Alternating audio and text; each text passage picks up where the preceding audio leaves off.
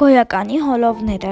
բառի փոփոխությունը նախադասության մեջ, որում որոշվում է նրա պաշտոնը, կոչվում է հոլովում։ Հոլովման յուրաքանչյուր ձև կոչվում է հոլով։ Գոյականն ունի 7 հոլով՝ ուղղական, սեռական, տրական, հայցական, բացառական, գործիական և ներգոյական։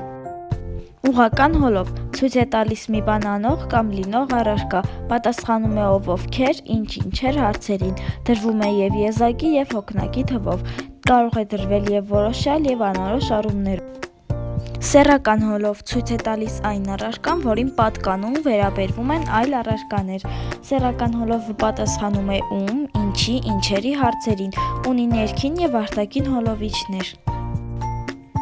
Տրական հոլով ցույց է տալիս այն առարկան, որին մոտեցվում, տրվում, հանգում է որևէ բան, պատասխանում է ինչին, ում, ինչերին հարցերին, տալ, հանձնել, նվիրել, մոտենալ, բառերի հետ դրված գոյականը միշտ տրական հոլով է։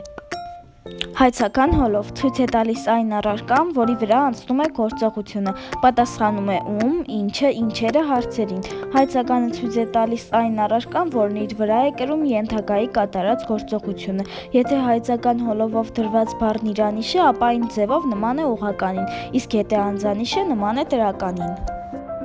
Բացառական հոլով ցույց է տալիս այն առարկան, որից ծագում է, բխում է և սկսվում է գործողությունը, պատասխանում է ումից, ինչից, ինչերից հարցերին, ունի ից և ուց վերջավորությունները։